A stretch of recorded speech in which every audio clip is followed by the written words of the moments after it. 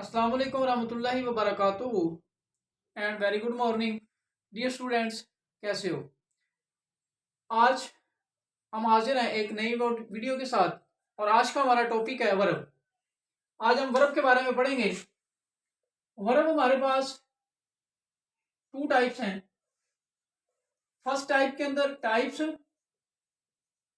और दूसरी हमारे पास फॉर्म। अब टाइप्स में फिर आगे टू टाइप्स हैं, मेन वर्ब और हेल्पिंग वर्ब। मेन वर्ब का मतलब एक्शन जिसके अंदर को काम दिखाया जा रहा है, और हेल्पिंग वर्ब का मतलब नो एक्शन जिसमें किसी किस्म का भी कोई एक्शन नहीं है। जबकि हमारे पास फॉर्म ऑफ वर्ब के अंदर हमारे पास क्या है, फॉर्म ऑफ वर्ब में हमारे पास है फिनाइट वर्ब और नॉन फिनाइट वर्ब। पहला हमारे पास फिनाइट है जबकि दूसरा हमारे पास नॉन फिनाइट है।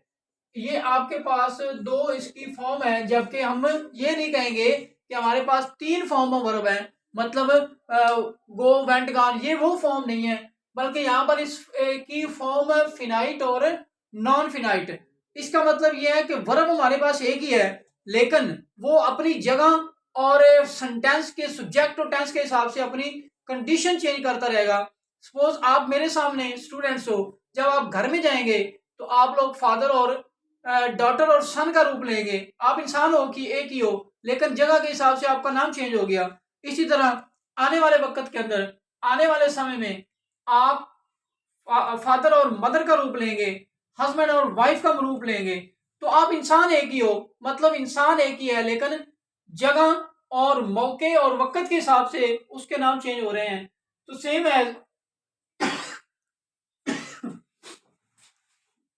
क्यों नहीं, तो same as form of verb का मतलब भी वर्ब एक ही है हमारे पास, लेकिन वो अपनी कंडीशनें चेंज कर रहा है। अब फिनाइट वर्ब कौन सा है? फिनाइट वर्ब आपका वो है जो सब्जेक्ट और टेंस के हिसाब से क्या हो जाए, चेंज हो जाए। जबकि नॉन फिनाइट वो है जो सब्जेक्ट और टेंस के हिसाब से चेंज ना हो, जो बिल्कुल भी चेंज ना हो, उसे नॉन फिनाइट, और जो सब्जेक्ट और टेंस के हिसाब से बदल जाए उसे फिनाइट वर्ब। तो आइए मैं अब आपको इसकी एग्जांपल से जरा वजाहत करता हूं कि goes to school, you go to school. अब टेंस बदल रहा हूं, आई वेंट टू स्कूल। तो इन्हीं टेंस के अंदर हम थोड़ा सा परिवर्तन, थोड़ा सा चेंजिंग लाते हैं।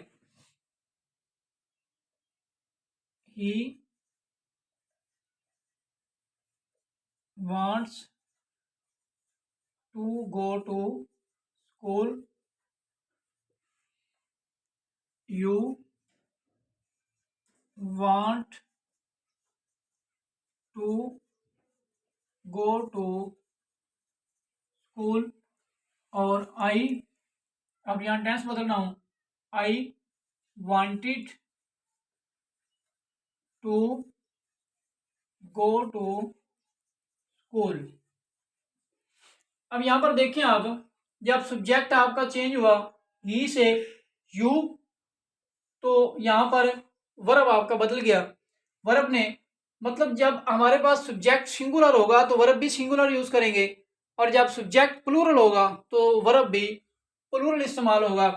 और इंग्लिश ऐसा वर्ब जिसके साथ एस यानी वर्ब की पांचवी फॉर्म को सिंगुलर तस्वर करती है, जबकि वर्ब की फर्स्ट फॉर्म को हम प्लूरल वर्ब कहते हैं। तो यहाँ पर सब्जेक्ट हमारा सिंगुलर था तो वर्ब भी सिंगुलर यूज हुआ है, यहाँ सब्जेक्ट प्लूरल आया तो वर्ब भी प्लूरल यूज हुआ। यहाँ हमने टेंस बदल दिया तो वर्ब ने फिर से यहाँ पर अपनी कंडीशन बदल ली। तो ऐसे वर्ब को हम कहते हैं फिनाइट वर्ब। जबकि यहाँ नीचे वाले सेंटेंस में देखें, ही वांट्स, ये तो आपका चेंज हो रहा है टेंस और सब्जेक्ट के हिसाब से, लेकिन यहाँ पर ये गो एक ऐसा वर्ब आया है जो बिल्कुल भी चेंज नहीं हो रहा। इस पे ना तो सब्जेक्ट का कुछ असर हुआ, ना ही टेंस के बदलने से इस पे कोई इफेक्ट हुआ। तो ऐसे वर्ब को इंग्लिश कहती है नॉन फिनाइट। तो क्या आपको बच्चों समझ आई बात? पक्का समझ आ गई? यस और नो? ओके। तो कल तक के लिए एक नए वीडियो के साथ हम हाजिर होंगे। तब तक आप लोग जहाँ रहें खुश रहें। मुझे अपनी दुआ में याद रखिएगा।